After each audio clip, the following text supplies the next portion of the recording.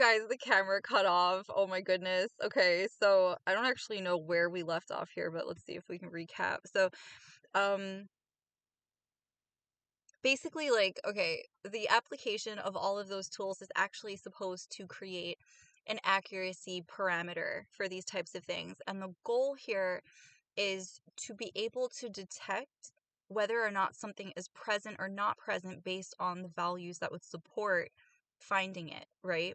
So if the values present one way to one specific tool, but they present another way to another tool that has a different detection method, these collections of tools are meant to gauge the accuracy that we're actually dealing with these types of things.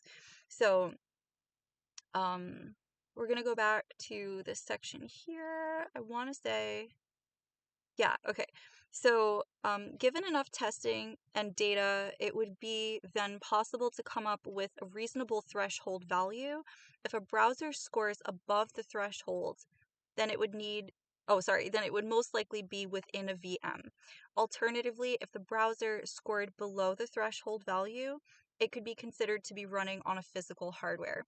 So what's actually being discussed here and what's being described is the parameter that is the entire block of data that would be discovered, I guess, and then like there would be a threshold somewhere here, and this threshold from this part down would theoretically indicate like, okay, this browser is using information that is central to the machine itself, where if it were above here or like above the parameter from this point forward going up, would represent a virtual machine that was resting on top of the hardware and still actively using the browser, just not necessarily using the direct hardware address. It would be using a virtual address, which is not directly connected to the machine. It's just kind of resting upon it like a software.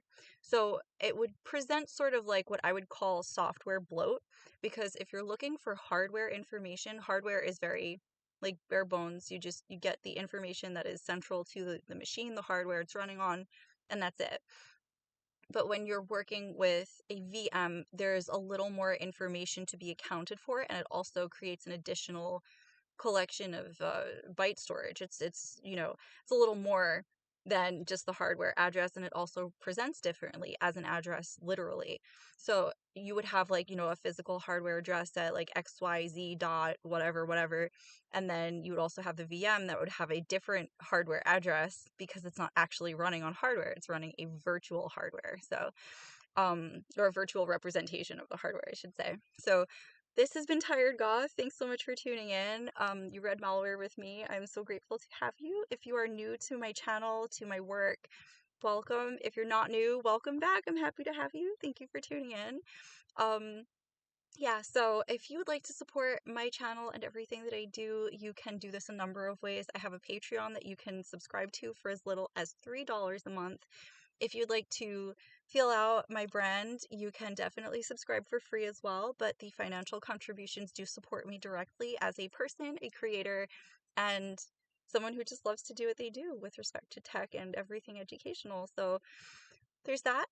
You can also purchase a copy of the book that I already published through my publication called No Topic Publication and Press.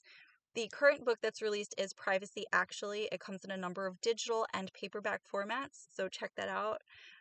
Secure yourself a copy, message me, ask for what it is that you would like to have in the way of a copy of the book, and I can totally arrange it for you, including shipping. You can also support me by visiting my merch store, which is kissnet.myspreadshop.com/all. If you'd like to shop by design, you would just click each design and kind of open up the shelf of all of the merch that's available for you. So you would have like t-shirts, water bottles, hats, pet accessories, stuffed animals for your girlfriend or boyfriend.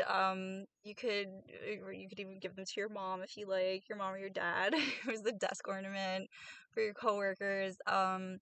You get magnets, you get like literal designs, you get stickers, you get a whole bunch of stuff, pins. Like I designed a little bit of everything for a little bit of each group who would be into stuff like that. And some of the designs are super crisp, so check those out. If you're into tote bags, I totally recommend checking those out too. There are some really good ones.